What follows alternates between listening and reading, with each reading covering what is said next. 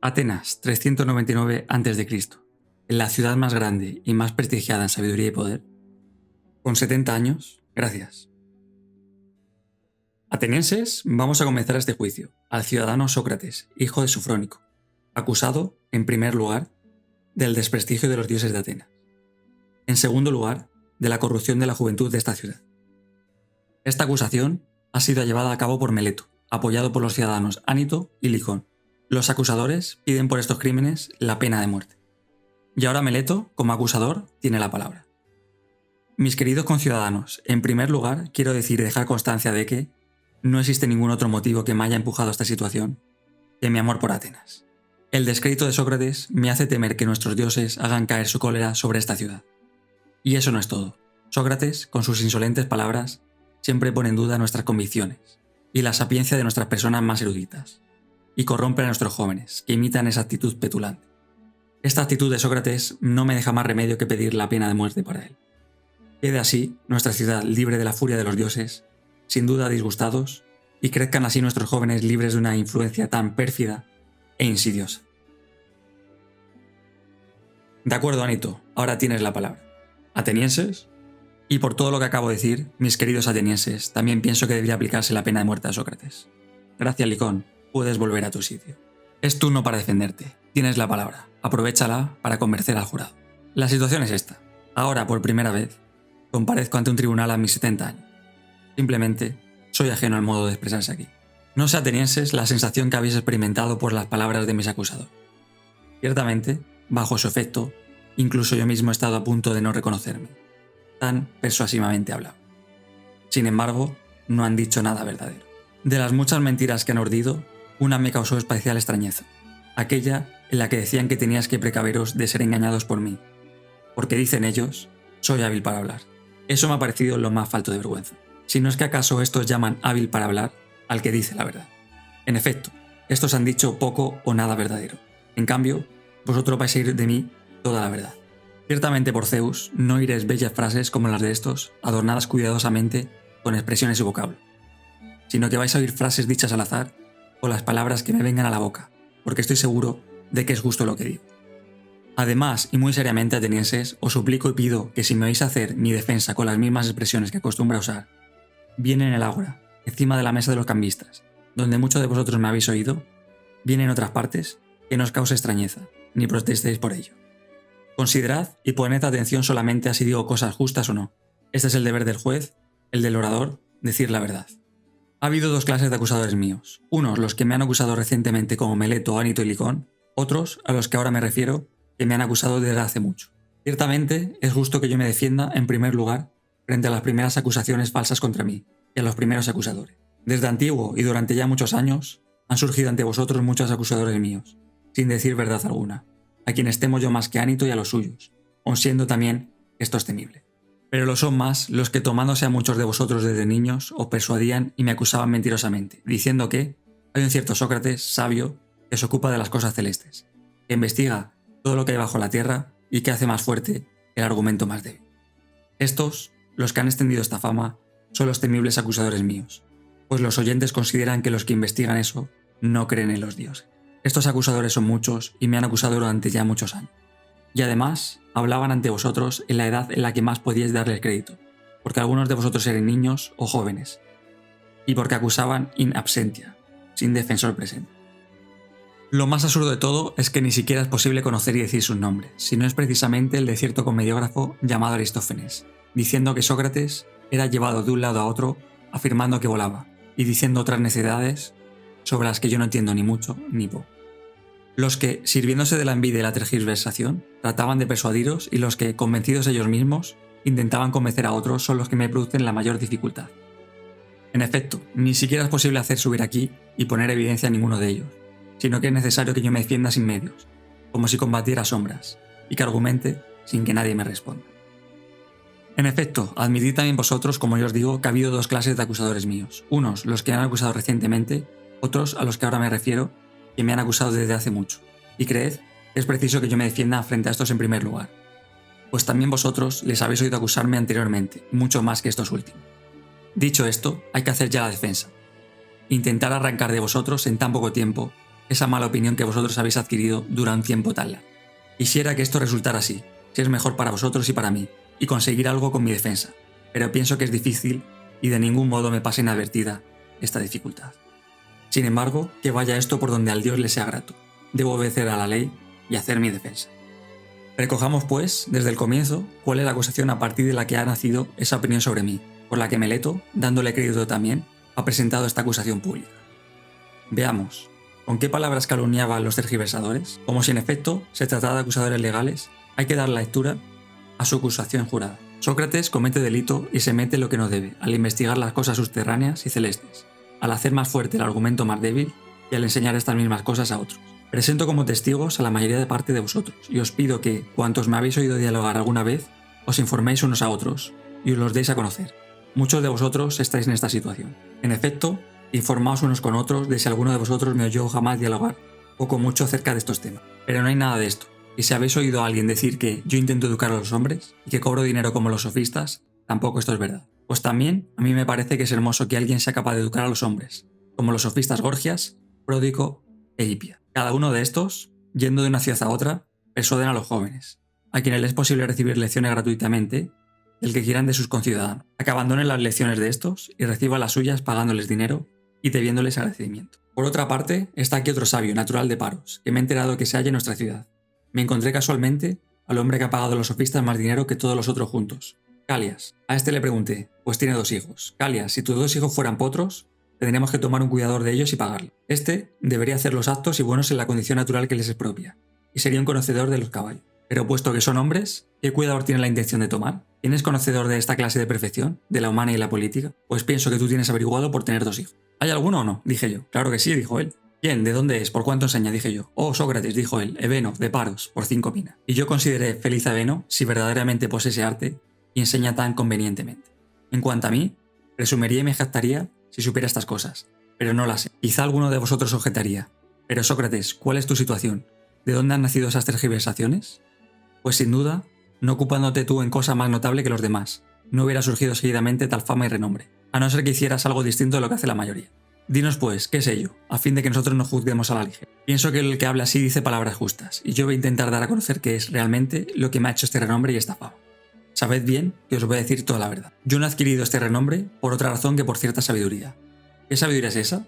La que tal vez es sabiduría propia del hombre, pues en realidad es probable que yo sea sabio respecto a esta. Estos de los que hablaba hace un momento quizás sean sabios respecto a una sabiduría mayor que la propia de un hombre o no sé cómo calificarla.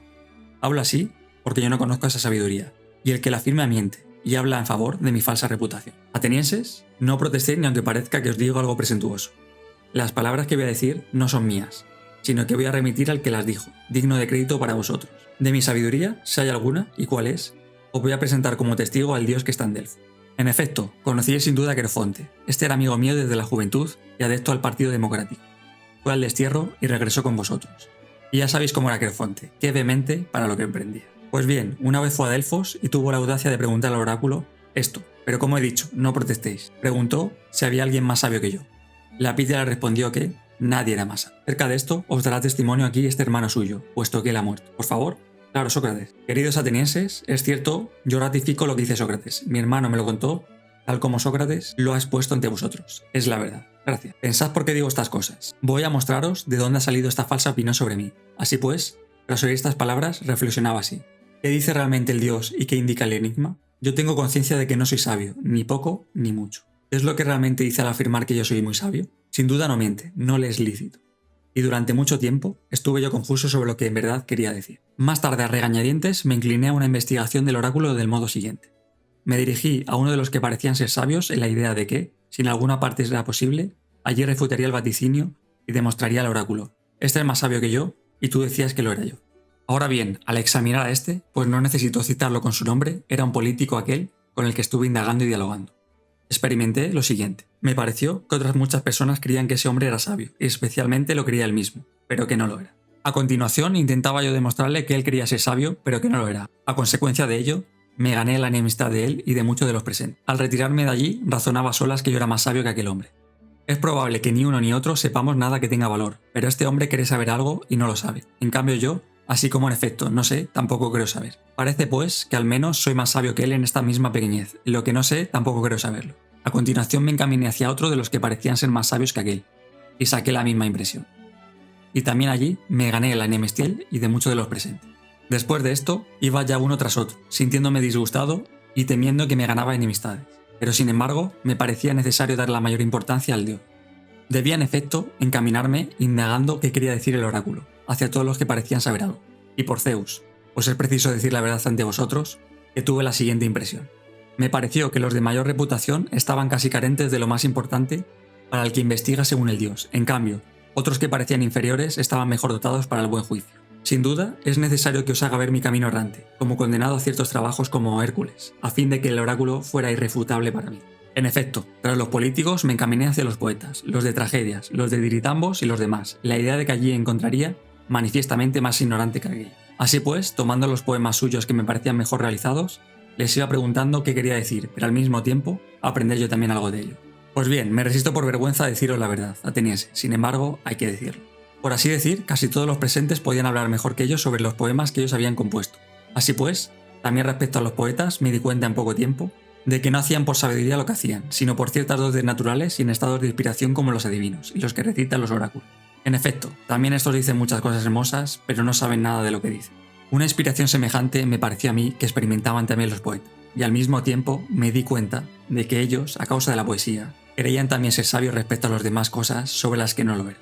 Así pues, me alejé también de allí creyendo que los que superaban lo mismo que a los políticos. En último lugar, me encaminé hacia los artes. Era consciente de que yo, por así decirlo, no sabía nada. En cambio, estaba seguro de que encontraría a estos con muchos y bellos conocimientos. Y en esto no me equivoqué, pues sabían cosas que yo no sabía, y en ello eran más sabios que yo. Pero me pareció a mí también que los buenos artesanos incurrían en el mismo error que los poetas. Por el hecho de que realizaban adecuadamente su arte, cada uno de ellos estimaba que era muy sabio también respecto a las demás cosas, incluso la más importante, y ese error pelaba su sabiduría. De modo que me preguntaba yo mismo, en nombre del oráculo, si prefería estar así como estoy, no siendo sabio la sabiduría de aquellos, ni ignorante su ignorancia, o tener estas dos cosas que ellos tienen. Así pues, me contesté a mí mismo y al oráculo que era ventajoso para mí estar como estoy. A causa de esta investigación, atenienses, me he creado muchas enemistades, muy duras y pesadas, de tal modo que de ellas han surgido muchas tergiversaciones, y el renombre este de que soy sabio. En efecto, en cada ocasión los presentes creen que yo soy sabio respecto a aquello que refuto a otro. Hay que aclarar la diferencia entre conocer la verdad versus conocer lo que no es verdadero. Es probable que el dios sea en realidad sabio y que, en este oráculo, diga que la sabiduría humana es digna de poco o de nada. Y parece que este habla de Sócrates, se sirve de mi nombre poniendo como ejemplo como si dijera: es el más sabio el que, entre vosotros, hombres, conoce como Sócrates, que en verdad es digno de nada respecto a la sabiduría. Así pues, incluso ahora, voy de un lado a otro investigando y averiguando en el sentido del dios, si creo que alguno de los ciudadanos o de los forasteros es sabio. Y cuando me parece que no lo es, prestándome auxilio al dios, le demuestro que no es sabio. Por esta ocupación no he tenido tiempo de realizar ningún asunto en la ciudad, digno de citar, ni tampoco mío particular, sino que me encuentro en gran pobreza a costa del servicio del dios. Se añade a esto que los jóvenes que me acompañan espontáneamente, los que disponen de más tiempo, los hijos de los más ricos, se divierten oyéndome examinar a los hombres, y con frecuencia me imitan e intentan examinar a otro. Y naturalmente encuentran gran cantidad de hombres que creen saber algo, pero que saben poco o nada. En consecuencia, los examinados por ellos se irritan conmigo, y no consigo mismos, y dicen que un tal Sócrates es malvado y corrompe a los jóvenes. Cuando alguien les pregunta qué hace y qué enseña, no puedo decir nada, lo ignoran. Pero para no dar la impresión de que están confundidos, dicen lo que es usual contra todos los que filosofan, es decir, las cosas del cielo y lo que está bajo la tierra, no creer los dioses y hacer más fuerte el argumento más débil. Pues creo que no desearían decir la verdad, a saber que resulta evidente que están simulando saber sin saber nada. Y como son, pienso yo, susceptibles y vehementes y numerosos, y como además hablaban de mí apasionada y persuasivamente, os han llenado los oídos calumniándome violentamente desde hace mucho tiempo. Como consecuencia de esto me han acusado Meleto, Ánito y Licón. Meleto, irritado en nombre de los poetas, Ánito, de los políticos y Licón, el de los oradores. De manera que, como decía yo al principio, me causaría extrañeza que yo fuera capaz de arrancar de vosotros en tan escaso tiempo esta falsa imagen que ha tomado tanto cuerpo. Ahí tenéis la verdad y os estoy hablando sin ocultar nada, ni grande ni pequeño, y sin tomar precauciones en lo que digo. Sin embargo, sé casi con certeza que con estas palabras me consigo enemistad, lo cual es también una prueba de que digo la verdad. ¿Y qué es esta, la mala fama mía? ¿Y que estas son sus causas? Si investigáis esto ahora o en otra ocasión, confirmaréis que es así. Acerca de las acusaciones que me hicieron los primeros acusadores, esta es mi defensa ante vosotros. Contra Meleto, el honrado y el amante de la ciudad, según él dice, y contra los acusadores recientes voy a intentar defenderme a continuación. Tú, Meleto, contéstame. Vosotros, como rogué al empezar, tened presente no protestar si construyo las frases en mi modo habitual. ¿Hay alguien, Meleto, que crea que existen cosas humanas y que no crea que existen hombres? Que conteste, jueces, y que no proteste una y otra vez. ¿Hay alguien que no crea que existen caballos y que crea que existen cosas propias de caballos? ¿O que no existen flautistas y así cosas relativas al toque de la flauta? No existe esa persona, querido Meleto. Si tú no quieres responder, te lo digo yo a ti y a estos otros. Pero respóndeme al menos a lo que sigue. ¿Hay quien crea que hay cosas propias de divinidades y que no crea que hay divinidades? No hay nadie. ¿Qué servicio me das al contestar, aunque sea regañadientes, obligado por estos? Así pues, afirmas que yo creo y enseño cosas relativas a divinidades, sean nuevas o antiguas. Por tanto, según tu afirmación, y además lo juraste eso en tu escrito de acusación, creo en lo relativo a divinidades. Si creo en cosas relativas a divinidades, es sin duda de gran necesidad que yo crea que hay divinidades. ¿No es así? Si lo es, supongo que estás de acuerdo, puesto que no contesta. ¿No creemos que las divinidades son dioses o hijos de dioses? ¿Lo afirmas o lo niegas? Lo afirmo. Luego, si creo en las divinidades, según tú afirmas, y si las divinidades son en algún modo dioses, esto sería lo que yo digo que presentas como enigma y en lo que bromeas, al afirmar que yo no creo en los dioses y que por otra parte creo en los dioses, puesto que creo en las divinidades. Si a su vez las divinidades son hijos de dioses, bastardos nacidos de ninfas o de otras mujeres, según se suele decir, ¿qué hombre creía que hay hijos de dioses y que no hay dioses? Sería en efecto tan absurdo como si alguien creyera que hay hijos de caballos y burros, los mulos, pero no creyera que hay caballos y burros. No es posible, Meleto, que hayas presentado esta acusación sin el propósito de ponernos a prueba, o bien por el carecer de una imputación real de la que acusaron. No hay ninguna posibilidad de que tú persuadas a alguien, aunque sea de poca inteligencia, de que una misma persona crea que hay cosas relativas a las divinidades y a los dioses, y por otra parte, que esa persona no cree en divinidades, dioses ni héroes.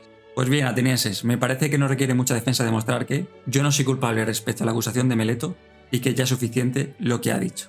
Lo que yo decía antes, a saber, que se ha producido gran enemistad hacia mí por parte de muchos, sabed bien que es verdad.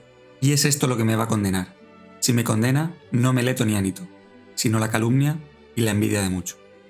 Es lo que ya ha condenado a otros muchos hombres buenos, y lo seguirá condenando. No hay que esperar que se detenga en mí. Quizá alguien diga, ¿no te da vergüenza, Sócrates, haberte dedicado a una ocupación tal por la que ahora corres peligro de morir? A este yo a mi vez le diría unas palabras justas. No tienes razón, amigo, si crees que un hombre que sea de algún provecho ha de tener en cuenta el riesgo de vivir o de morir, sino al examinar solamente al orar si hace cosas justas o injustas, y actos propios de un hombre bueno o de un hombre malo. De poco valor serían, según tu idea, cuántos semidioses murieron en Troya, y especialmente el hijo de Tetis, el cual, ante la idea de aceptar algo deshonroso, despreció el peligro hasta tal punto de que cuando, ansioso de matar a Héctor, su madre, que era diosa, le dijo, según creo, algo así como: «Hijo, si venga la muerte de tu compañero Patroclo y matas a Héctor, tú mismo morirás, pues el destino está dispuesto para ti inmediatamente después de Héctor». Él, tras oírlo, desdeñó la muerte y el peligro, temiendo mucho más vivir siendo cobarde sin vengar a los amigos, y dijo: «Que muera yo enseguida después de haber hecho justicia al culpable, a fin de que no quede yo aquí, junto a las cóncavas naves, siendo objeto de risa, inútil peso de la tierra». ¿Crees que pensó en la muerte y en el peligro? Pues la verdad es lo que voy a decir. En el puesto en el que uno se coloca porque considera que es el mejor, o en el que es colocado por un superior, allí debe, según creo, permanecer y arriesgarse sin tener en cuenta ni la muerte ni cosa alguna, más que la deshonra. En efecto, atenienses, obraría yo indignamente si al asignarme un puesto a los jefes que vosotros elegisteis para mandarme en Potidea, en Anfípolis y en Delion, decidí permanecer como otro cualquiera allí donde ellos me colocaron y corrí entonces el riesgo de morir. Y en cambio ahora, al ordenarme el Dios según he querido aceptado, que debo vivir filosofando y examinándome a mí mismo y a los demás, abandonar a mi puesto por temor a la muerte o por cualquier otra cosa. Sería indigno y realmente alguien podría con justicia traerme ante el tribunal, diciendo que no creo que hay dioses, por desobedecer al oráculo, temer la muerte y creerme sabio sin serlo. En efecto, temer la muerte no es otra cosa que creer ser sabio sin serlo, pues es creer que uno sabe lo que no sabe. Pues nadie conoce la muerte, ni siquiera si es precisamente el mayor de todos los bienes para el hombre, pero la temen como si supieran con certeza que es el mayor de los males. Sin embargo, ¿cómo no va a ser la más reprochable ignorancia la de querer saber lo que no se sabe? Yo, atenienses, también quizá me diferencio en esto de la mayor parte de los hombres, y por consiguiente, si dijera que soy más sabio que alguien en algo, sería en esto, en que no sabiendo suficientemente sobre las cosas del Hades, también reconozco no saberlo. Pero sí sé que es malo y vergonzoso cometer injusticia y desobedecer al que es mejor, sea Dios u hombre. En comparación con los males que sé que son males, jamás temeré ni evitaré lo que no sé si es incluso un bien. De manera que, si ahora vosotros me dejáis libre, no haciendo caso a Anito, el cual dice que o bien era absolutamente necesario que yo no hubiera comparecido aquí, o que puesto que he comparecido, no es posible no condenarme a muerte, explicándoos que si fuera absuelto, vuestros hijos poniendo inmediatamente en práctica las cosas que Sócrates enseña, se corromperían todos totalmente, y si además me dijerais: «Ahora, Sócrates, no vamos a hacer caso a Anito, sino que te dejamos libre a condición, sin embargo, de que no gastes ya más tiempo en esta búsqueda y que no filosofes, y si eres sorprendido haciendo aún esto, morirás». Si en efecto, como dije, me dejaréis libre con esta condición, yo os diría: «Yo, atenienses, os aprecio y os quiero». pero voy a obedecer al Dios más que a vosotros. Y mientras aliente y sea capaz, es seguro que no dejaré de filosofar, de exhortaros y de hacer manifestaciones al que de vosotros vaya encontrando,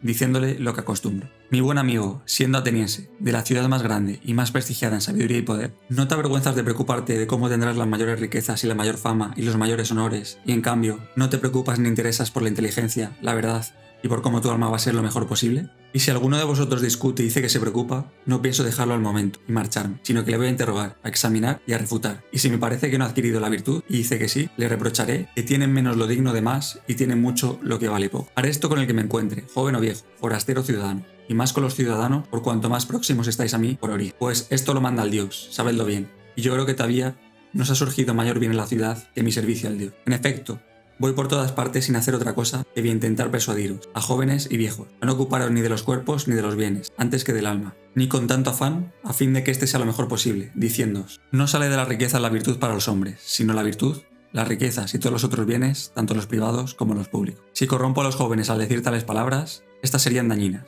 pero si alguien afirma que yo digo otras cosas, no dice verdad. A esto yo añadiría, atenienses, haced caso o no a Anito, dejadme o no en libertad, en la idea de que no voy a hacer otra cosa, aunque hubiera de morir muchas veces. No protestéis, sino manteneos en aquello que os supliqué, que no protestéis por lo que digo, sino que escuchéis. Pues incluso vais a sacar provecho escuchando, según creo. Ciertamente, os voy a decir algunas otras cosas por las que quizá gritaréis. Pero no hagáis eso de ningún modo. Sabed bien que si me condenéis a muerte, siendo yo cual digo que soy, no me dañaréis a mí más que a vosotros mismos. En efecto, a mí no me causaría ningún daño ni Meleto ni Anito. Cierto que tampoco podrían, porque no creo que naturalmente esté permitido que un hombre bueno reciba daño de otro malo. Ciertamente, podría quizá matarlo o desterrarlo, o quitarle los derechos ciudadanos. Este y algún otro creen, quizá, que estas cosas son grandes males. En cambio, yo no lo creo así. Pero sí que creo que es un mal mucho mayor hacer lo que éste hace ahora, intentar condenar a muerte a un hombre injustamente. Ahora, atenienses, no trato de hacer la defensa a mi favor, como alguien podría creer, sino en el vuestro. No sea que al condenarme, cometáis un error respecto a la dádiva del Dios para vosotros. En efecto, si me condenáis a muerte, no encontraréis fácilmente, aunque sea un tanto ridículo decirlo, a otro semejante colocado en la ciudad por el Dios, del mismo modo que, junto a un caballo grande y noble pero un poco lento por su tamaño y que necesita ser aguijoneado por una especie de tábano. Según creo, el Dios me ha colocado junto a la ciudad para una función semejante y como tal, despertándoos, persuadiéndoos y reprochándoos uno a uno, no cesaré durante todo el día de posarme en todas partes. No llegaréis a tener fácilmente otro semejante, atenienses. Si me hacéis caso, me dejaréis vivir. Pero quizás, irritados como los que son despertados cuando cabecean somnolientos, dando un manotazo me condenéis a muerte a la ligera, haciendo caso a Anito. Después, pasaríais el resto de la vida durmiendo, a no ser que el Dios, cuidándose de vosotros, os enviara a otro. Comprenderéis por lo que sigue que yo soy precisamente el hombre adecuado para ser el ofrecido por el Dios a la ciudad. En efecto, no parece humano que yo tenga descuidados todos mis asuntos y que durante tantos años soporte que mis bienes familiares estén en abandono. Y en cambio, esté siempre ocupándome de lo vuestro, acercándome a cada uno privadamente, como un padre o un hermano mayor, intentando convencerle de que se preocupe por la virtud. Y si de esto obtuviera provecho o cobrar un salario de haceros estas recomendaciones, tendría alguna justificación. Pero la verdad es que incluso vosotros mismos lo veis, aunque los acusadores han hecho otras acusaciones tan desvergonzadamente, no han sido capaces, presentando un testigo, de llevar su desvergüenza a afirmar que yo alguna vez cobré o pedí a alguien una remuneración. Ciertamente yo presento, me parece, un testigo suficiente de que digo la verdad. Mi pobreza. Quizá pueda parecer extraño que yo privadamente, yendo de una a otra parte, dé estos consejos y me meta en muchas cosas, y no me atreva en público a subir a la tribuna del pueblo y dar consejos a la ciudad. La causa de esto es lo que vosotros me habéis oído decir muchas veces, en muchos lugares, a saber, que hay junto a mí algo divino y demónico. Esto también lo incluye la acusación Meleto, burlándose. Está conmigo desde niño, toma forma de voz, y cuando se manifiesta, siempre me disuade de lo que voy a hacer, jamás me incita. Es esto lo que se opone a que yo ejerza la política, y me parece que se opone muy acertadamente.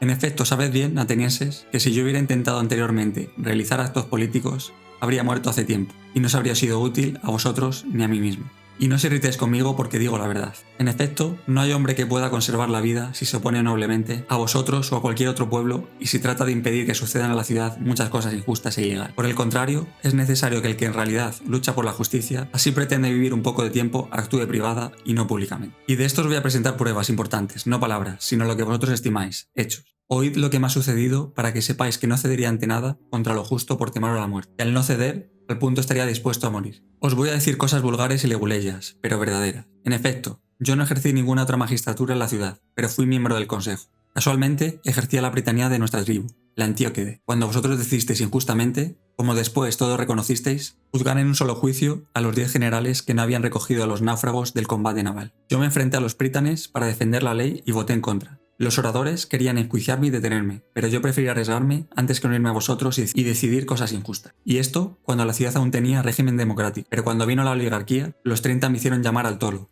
junto con otros 4, y me ordenaron traer de Salamina a León el Salamino, para darle muerte. Pues ellos ordenaban muchas cosas de este tipo también a otras personas, porque querían cargar de culpas al mayor número posible. Sin embargo, yo mostré también en esta ocasión, no con palabras, sino con hechos, que a mí la muerte, si no resulta un poco rudo decirlo, me importa un bledo, pero que en cambio me preocupa absolutamente no realizar nada injusto e impío. En efecto, aquel gobierno, aun siendo tan violento, no me atemorizó como para llevar a cabo un acto injusto, sino que después de salir del tolo, los otros 4 fueron a Salamina y trajeron a León, y yo me salí y me fui a casa. Y quizá habría perdido la vida por esto si el régimen no hubiera sido derribado rápidamente. De esto tendréis muchos testigos. ¿Acaso creéis que yo habría llegado a vivir tantos años si me hubiera ocupado de los asuntos públicos, y al ocuparme de ellos como corresponde a un hombre honrado, hubiera prestado ayuda a las cosas justas y considerado esto lo más importante como es debido? Está muy lejos de ser así, ni tampoco ningún otro hombre. En cuanto a mí, a lo largo de toda mi vida, si alguna vez he realizado alguna acción pública, me he mostrado de esta condición, y también privadamente, sin transigir en nada con nadie contra la justicia, ni tampoco con ninguno de los que, creando falsa imagen de mí, dice que son discípulos míos. Yo no he sido jamás maestro de nadie. Si cuando yo estaba hablando y me ocupaba de mis cosas, alguien, joven o viejo, deseaba escucharme,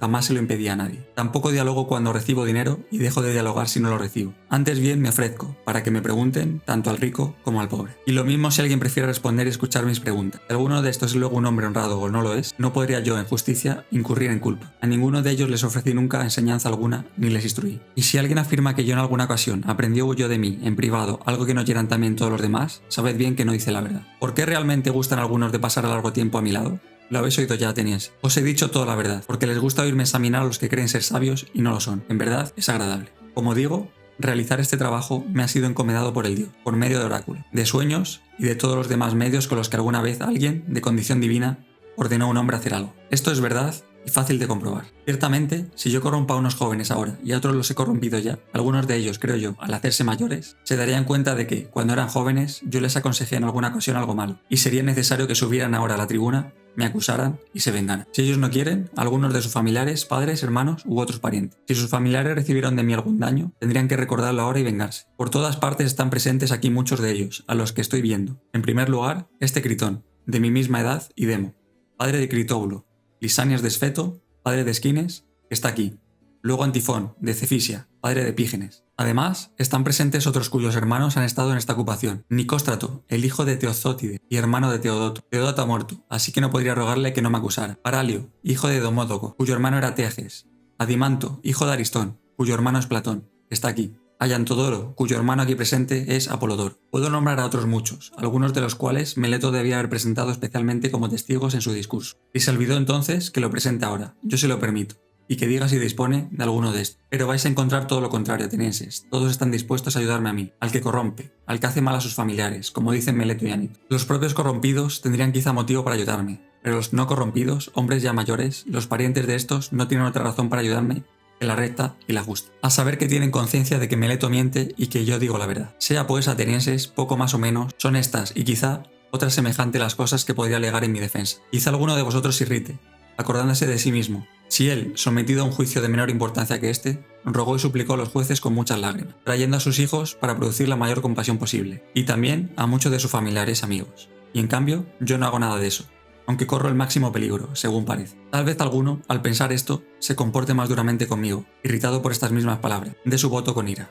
Pues bien, si alguno de vosotros es así, ciertamente yo no lo creo, pero si, no obstante, es así, me parece que le diría las palabras adecuadas al decirle: también yo, amigo, tengo parientes, y en efecto me sucede lo mismo que dice Homero. Tampoco yo he nacido de una encina ni de una roca, sino de hombres, de manera que también yo tengo parientes. Y por cierto, atenienses, 3 hijos, uno de adolescente y 2 niños. Sin embargo, no voy a hacer subir aquí a ninguno de ellos y suplicaros que me absolváis. ¿Por qué no voy a hacer nada de esto? No por arrogancia, atenienses, ni por desprecio a vosotros. Si yo estoy confiado con respecto a la muerte o no lo estoy, eso es otra cuestión. Pero lo que toca a la reputación, la mía, la vuestra y la de toda la ciudad, no me parece bien. Tanto por mi edad como por el renombre que tengo, sea verdadero o falso, que yo haga nada de esto. Pero es opinión general que Sócrates se distingue de la mayoría de los hombres. Si aquellos de vosotros que parecen distinguirse por su sabiduría, valor u otra virtud cualquiera, se comportaran de este modo, sería vergonzoso. A algunos que parecen tener algún valor los he visto muchas veces comportarse así cuando son juzgados, haciendo cosas increíbles porque creían que iban a soportar algo terrible si eran condenados a muerte. Como si ya fueran a ser inmortales, si vosotros no los condenarais. Me parece que estos llenan de vergüenza la ciudad, de modo que un extranjero podría suponer que los atenienses destacados en mérito, a los que sus ciudadanos prefieren en la elección de magistraturas y otros honores, esos en nada se distinguen de las mujeres. Ciertamente, atenienses, ni vosotros, los que destaquéis en alguna cosa, debéis hacer esto. Ni si lo hacemos nosotros debéis permitirlo, sino dejar bien claro que condenaréis al que introduce estas escenas miserables y pone en ridículo a la ciudad, mucho más que al que conserva la calma. Aparte de la reputación, tampoco me parece justo suplicar a los jueces y quedar absuelto por haber suplicado, sino que lo justo es informarlos y persuadirlos. Pues no está sentado el juez para conceder por favor lo justo, sino para juzgar. Además, ha jurado no hacer favor a los que le parezca, sino juzgar con arreglo a las leyes. Por tanto, es necesario que nosotros nos acostumbremos a jurar en falso, y que vosotros no os acostumbréis, pues ni unos ni otros obraríamos piadosamente. Por consiguiente, no estiméis, atenienses, que yo debo hacer ante vosotros actos que considero que no son buenos, justos ni piadosos, especialmente por Zeus, al estar acusado de impiedad por este Meleto. Pues, evidentemente, si os convenciera y os forzara con mis súplicas, a pesar de que habéis jurado, os estaría enseñando a no creer que hay dioses, y simplemente, al intentar defenderme, me están acusando de que no creo en los dioses. Pero está muy lejos de ser así, porque creo, atenienses, como ninguno de mis acusadores, y dejo a vosotros y al dios que juzguéis sobre mí del modo que vaya a ser mejor para mí y para vosotros. De acuerdo, muy bien, atenienses, vamos a proceder a la votación. No puede ser que lo condenen, es imposible. Muchos de estos jueces son enemigos de Sócrates. Amigos, esperemos primero a ver cuál es el veredicto. Que nuestros conciudadanos no cometan ninguna locura. Bien, atenienses, el veredicto es 280 votos condenatorios versus 220 absolutorios. Sócrates, tienes de nuevo la palabra. Es tu oportunidad para hacer tu propuesta. Al hecho de que no me irrite, atenienses, ante lo sucedido, es decir, ante que me hayáis condenado, contribuye muchas cosas, y especialmente que lo sucedido no ha sido inesperado para mí. Si bien me extraña mucho más el número de votos resultante de una y otra parte. En efecto, no creía que iba a ser por tan poco, sino por mucho. La realidad es que, según parece, si solo 30 votos hubieran caído de la otra parte, habría sido absuelto. En todo caso, según me parece, incluso ahora ha sido absuelto respecto a Meleto. Y no solo absuelto, sino que es evidente para todos que, si no hubieran comparecido Anito y Licón para acusarme, quedaría el condenado incluso a pagar 1000 dracmas, por no haber alcanzado la quinta parte de los votos. Así pues, propone para mí este hombre la pena de muerte. Bien, ¿y yo qué os propondré a mi vez, atenienses? ¿Hay alguna duda de que propondré lo que me merezco? ¿Qué es eso entonces? ¿Qué merezco sufrir o pagar? Porque en mi vida no he tenido sosiego y he abandonado las cosas de las que la mayoría se preocupa. Los negocios, la hacienda familiar, los mandos militares, los discursos en la asamblea, cualquier magistratura, las alianzas y luchas de partidos que se producen en la ciudad, por considerar que en realidad soy demasiado honrado como para conservar la vida si me encaminaba a estas cosas. No iba donde no fuera de utilidad para vosotros o para mí, sino que me dirigía a hacer el mayor bien a cada uno en particular, según yo digo. Iba allí intentando convencer a cada uno de vosotros de que no se preocupara de ninguna de sus cosas antes de preocuparse de ser él mismo lo mejor y lo más sensato posible, ni que tampoco se preocupara de los asuntos de la ciudad antes que de la ciudad misma, y de las demás cosas según esta misma idea. Por consiguiente, ¿qué merezco que me pase por ser de este modo? Algo bueno, atenienses, si hay que proponer en verdad según el merecimiento. Así pues, ¿qué conviene a un hombre pobre, benefactor y que necesita tener ocio para exhortaros a vosotros? No hay cosa que le convenga más, atenienses, que el ser alimentado en el Pritáneo. Con más razón que si alguno de vosotros en las Olimpiadas ha alcanzado la victoria en las carreras de caballos, de vigas o de cuadrigas, pues este os hace parecer felices, y yo os hago felices. Y este en nada necesita el alimento, y yo sí lo necesito. Así pues, si es preciso que yo proponga lo merecido con arreglo a lo justo, propongo esto: la manutención en el Pritáneo. Quizá, al hablar así, os parezca que estoy hablando lleno de arrogancia, como cuando antes hablaba de lamentaciones y súplicas. No es así, atenienses, sino más bien de este otro modo. Yo estoy persuadido de que no hago daño a ningún hombre voluntariamente, pero no consigo convenceros a vosotros de ello, porque hemos dialogado durante poco tiempo. Puesto que si tuvieras una ley como la tienen otros hombres, que ordenara no decir sobre una pena de muerte en un solo día, sino en muchos, os convenceríais. Pero ahora, en poco tiempo, no es fácil librarse de grandes calumnias. Persuadido como estoy de que no hago daño a nadie, me hallo muy lejos de hacerme daño a mí mismo, de decir contra mí que soy merecedor de algún daño y de proponerme para mí algo semejante. ¿Por qué temor iba a hacerlo? ¿Acaso por el de no sufrir lo que ha propuesto Meleto y que yo afirmo que no sé si es un bien o un mal? Para evitar esto, ¿debo elegir algo que sé con certeza que es un mal y proponerlo para mí? ¿Tal vez en prisión? ¿Y por qué he de vivir yo en la cárcel siendo esclavo de los magistrados que sucesivamente ejerzan su cargo en ella, los 11?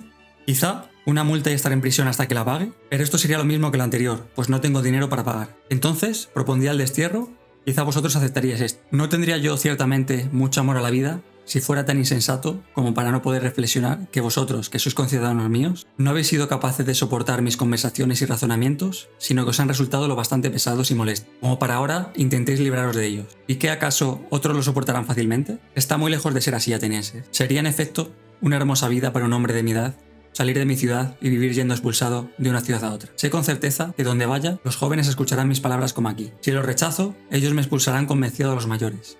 Si no los rechazo, me expulsarán sus padres y familiares por causa de ello. Quizá diga alguno, ¿pero no serás capaz de vivir alejado de nosotros en silencio y llevando una vida tranquila? Persuadir de esto a algunos de vosotros es lo más difícil. En efecto, si digo que eso es desobedecer al Dios y que por ello es imposible llevar una vida tranquila, no me queréis pensando que hablo irónicamente. Si por otra parte digo que el mayor bien para un hombre es precisamente este, tener conversaciones cada día acerca de la virtud y de los otros temas de los que vosotros me habéis oído dialogar cuando me examinaba a mí mismo y a otro. Y si digo que una vida sin examen no tiene objeto vivirla para el hombre, me creeréis aún menos. Sin embargo, la verdad es así, como yo digo, atenienses, pero no es fácil convenceros. Además, no estoy acostumbrado a considerarme merecedor de ningún castigo. Ciertamente, si tuviera dinero, propondría la cantidad que estuviera en condiciones de pagar. El dinero no sería ningún daño. Pero la verdad es que no lo tengo, a no ser que quisieras aceptar lo que yo podría pagar. Quizá podría pagaros una mina de plata. ¿30 mina? Pero yo no tengo esta fortuna, amigo. Nosotros te lo damos, pero debes aceptarlo, porque de otro modo te condenarán. Y Sócrates, acéptalo, y lo tendré en cuenta, amigo. Propongo, por tanto, esa cantidad. Hay Platón, atenienses, Critón, Critóbulo y Apolodoro me piden que proponga 30 minas, y que ellos salen fiadores. Así pues, propongo esa cantidad. Estos serán para vosotros fiadores dignos de crédito. Ya hemos escuchado las palabras de Sócrates, ahora vamos a proceder a la segunda votación. La segunda votación ha dado el siguiente resultado: 360 votos condenatorios versus 140 absolutorios.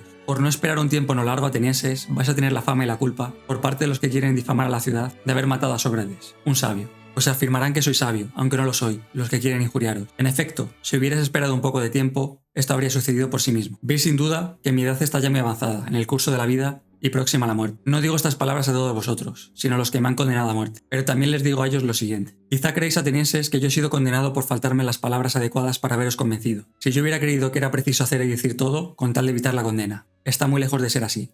Pues bien, he sido condenado por falta no ciertamente de palabra, sino de osadía y desvergüenza, por no querer deciros lo que habría sido más agradable oír, lamentarme, llorar o hacer y decir otras muchas cosas indignas de mí. Como digo, y que vosotros tenéis costumbre de ir a otro. Pero ni antes creía que era necesario hacer nada innoble por causa del peligro, ni ahora me arrepiento de haberme defendido así, sino que prefiero con mucho morir habiéndome defendido de este modo, a vivir habiéndolo hecho de ese otro modo. En efecto, ni ante la justicia ni en la guerra, ni yo ningún otro debe maquinar cómo evitar la muerte a cualquier precio. Pues también en los combates muchas veces es evidente que se evitaría la muerte abandonando las armas y volviéndose a suplicar a los perseguidores. Hay muchos medios, en cada ocasión de peligro, de evitar la muerte, si se tiene la osadía de hacer y decir cualquier cosa. Pero no es difícil, atenienses, evitar la muerte, es mucho más difícil evitar la maldad. En efecto, corre más deprisa que la muerte. Ahora yo, como soy lento y viejo, he sido alcanzado por la más lenta de las dos. En cambio, mis acusadores, como son temibles y ágiles, han sido alcanzados por la más rápida, la maldad. Ahora yo voy a salir de aquí condenada a muerte por vosotros, y estos condenados por la verdad, culpables de perversidad e injusticia. Yo me atengo a mi estimación y estos a la suya. Quizá era necesario que esto fuera así, y creo que está adecuadamente. Deseo predeciros a vosotros, mis condenadores, lo que va a seguir a esto. En efecto, estoy ya en ese momento en el que los hombres tienen capacidad de profetizar, cuando van ya a morir.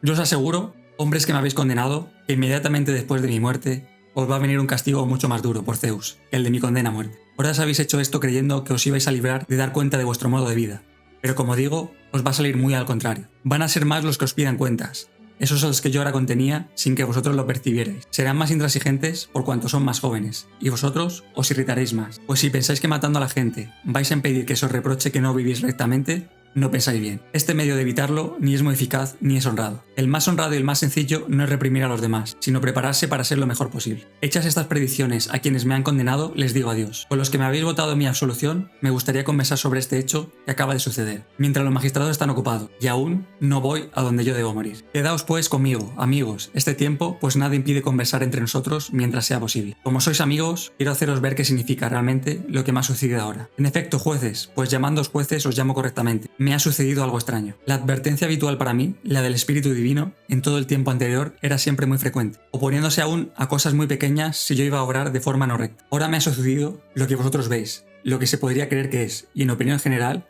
es el mayor de los males. Pues bien, la señal del Dios no se me ha puesto ni al salir de casa por la mañana, ni cuando subí aquí al tribunal, ni en ningún momento durante la defensa cuando iba a decir algo. Sin embargo, en otras ocasiones me retenía, con frecuencia, mientras hablaba. En cambio, ahora, en este asunto, no se me ha puesto en ningún momento, ante ningún acto o palabra. ¿Cuál pienso que es la causa? Voy a decíroslo. Es probable que esto que me ha sucedido sea un bien, pero no es posible que lo comprendamos rectamente los que creemos que la muerte es un mal. Ha habido para mí una gran prueba de ello. En efecto, es imposible que la señal habitual no se me hubiera opuesto a no ser que me fuera a ocurrir algo bueno. Reflexionemos también que hay una gran esperanza de que esto sea un bien. La muerte es una de estas dos cosas. O bien, el que está muerto no es nada ni tiene sensación de nada. Según se dice, la muerte es precisamente una transformación, un cambio de morada para el alma, de este lugar aquí a otro lugar. Si es una ausencia de sensación y un sueño, como cuando se duerme sin soñar, la muerte sería una ganancia maravillosa. Pues si alguien tomando la noche en la que ha dormido de tal manera que no ha visto nada en sueños y comparando con esta noche las demás noches y días de su vida, tuviera que reflexionar y decir cuántos días y noches ha vivido en su vida mejor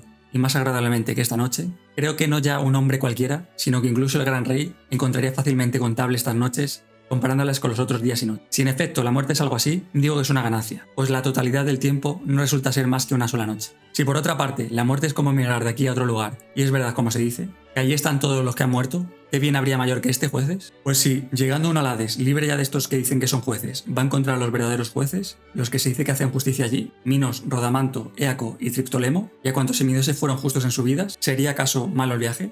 Además, ¿cuánto daría alguno de vosotros por estar junto a Orfeo, Museo, Hesíodo y Homero? Yo estoy dispuesto a morir muchas veces, si esto es verdad, y sería un entretenimiento maravilloso, sobre todo para mí, cuando me encuentre allí con Palamedes, con Allante, el hijo de Telamón, y con algún otro de los antiguos que haya muerto a causa de un juicio injusto. Comparar mis sufrimientos con los de ellos, esto no sería desagradable, según creo. Y lo más importante, pasar el tiempo examinando e investigando a los de allí, como ahora los de aquí, para ver quién de ellos es sabio y quién cree serlo y no lo es. ¿Cuánto se daría, jueces, por examinar al que llevó a Troya aquel gran ejército, o bien a Odiseo o a Sísifo, o a otros infinitos hombres y mujeres que se podrían citar? Dialogar allí con ellos, estar en su compañía y examinarlos sería el colmo de la felicidad. En todo caso, los de allí no condenan a muerte por esto. Por otras razones, son los de allí más felices que los de aquí, especialmente porque ya el resto del tiempo son inmortales, si es verdad lo que se dice. Es preciso que también vosotros, jueces, estéis llenos de esperanza con respecto a la muerte, y tengáis en el ánimo esta sola verdad, que no existe mal alguno para el hombre bueno, ni cuando vive ni después de muerto, y que los dioses no se desatienden de sus dificultades. Tampoco lo que ahora me ha sucedido ha sido por casualidad, sino que tengo la evidencia de que ya era mejor para mí morir y librarme de trabajo. Por esta razón, en ningún momento la señal divina me ha detenido, y por eso